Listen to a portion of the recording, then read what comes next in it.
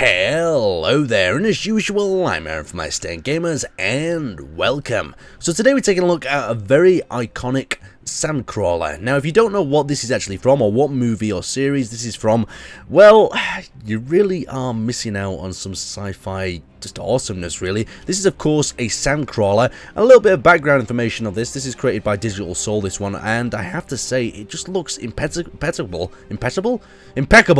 for a ship that is completely vanilla. So we'll work our way around it. We'll start at the bottom area. See, the tracks are in a little bit more of a fake manner, but you can see why he's done this. He's put the wheels underneath. He's not really suitable traction Space Engineers at the moment, so that's the best way of going around that. But what can be done that is quite cool is you can reverse the wheels up inside, so the vehicle, when it sits down on the ground, it'll sit looking like the tracks are up. We've got two little doors here on the side, and as we work our way around the front, we've got these big doors that are raised up and down with this piston arm. And I can't show you this because every time I paste it into a world, it tends to break, but I know it does work because I tried it once and it worked once. But for all these sort of more technical piston-based designs, you know how it can be. So we've got a little bit of a crane here at the front as well, but we'll go into the interior a little bit more in detail when we get to that point. So something that's really nice about the Sandcrawler is how it just points in at the front and ramps up. So you can imagine as it comes over the top of the dunes, we've got the cabin area here with a nice view of the surrounding area. So we'll just pop in here for a second, have a quick look out of this. Just look how beautiful that is. It's just so simple but so effective,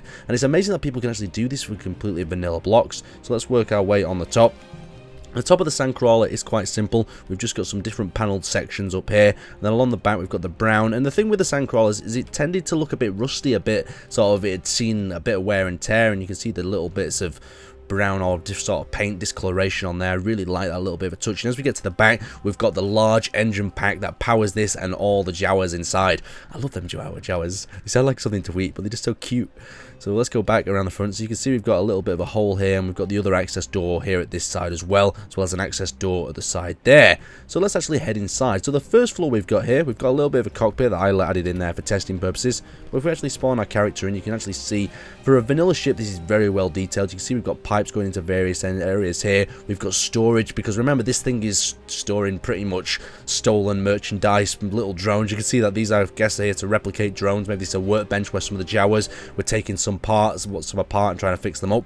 We've got the door access to the ground here that can be accessed with the little button, and as you can see, the little door goes down there. So let's head back up to there. We've got the same on this side, and we've got a fake sort of staircase that takes us up into this next area that we can't actually use as a space engineer, so we're just going to have to jetpack up through it. We'll lead into this little battery corridor, and if this is one-to-one sort of scale with the one from the movie, because you didn't get to see too much of the interior in the one from the film, but I'm guessing there is blueprints like a lot of the other Star Wars vehicles, you can see that we've got the start of things like this. Now, these are little conveyor belts, so you can imagine that droids or scrap metal's been put on these, and it goes through here and gets processed. So you can see the engine area down there, a little bit of detailing in the red. You can maybe, that's some sort of drive shaft that's driving all the tracks. And up here we have another one of these little platforms. So here we actually have turned lights on and off, so we can turn the lights off in this loading bay area, so we can turn them off there.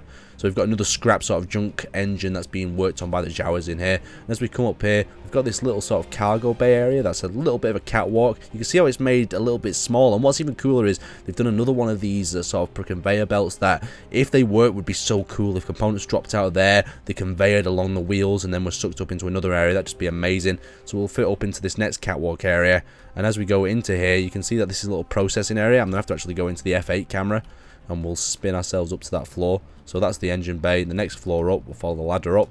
That's where I'm standing at the moment. You can see that we've got a grinding zone, so maybe some stolen scrap of different ships or even just different droids comes down here, rolls into that conveyor area and gets grinded up.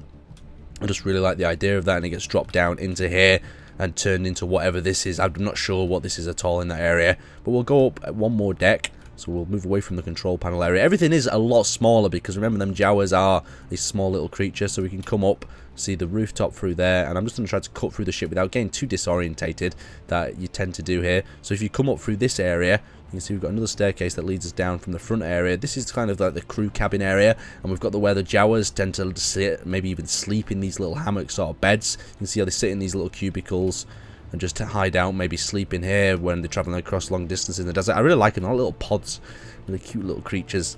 So we go to the left there, we've got some more pods, we've got the access to the next deck, and we've got a control center here on the left as well. So let me just scroll up. You can see we've created like a little bit of an engine bay as my mouse descends to die. You see over there we've got a little bit more detail. Really nice interior. I guess this is a projector area where we could actually program a projector. So if I just spawn my character over here for the second, and we just have a quick look, see if I can fit around. What's this going to do? Turn light on and off. So that turns on the projector. Maybe we could get some information, or maybe the Jawas are playing with R2 and they accidentally get a message coming through on that machine there. So let's actually go through here. You can see how the astronaut's head is almost touching the ceiling. We'll go up into the top deck. So the top deck is the command driving sort of station. It's quite simple, this area. As we take a left, you see we've got seats here. We've got a little bit of a telly to watch. We've got some more information so as they're cruising across the land. But just look at this as you come up into this area. It's so beautiful and so fun just to look and walk around. I can imagine actually driving this ship in a survival scenario, even though it's a little bit inappropriate. But just having a cockpit or a bridge like this is just really nice. Now, this thing is fully functional, meaning that it can drive and move along the ground. But for the moment, it's having a few issues where when I'm driving, it is crashing my game.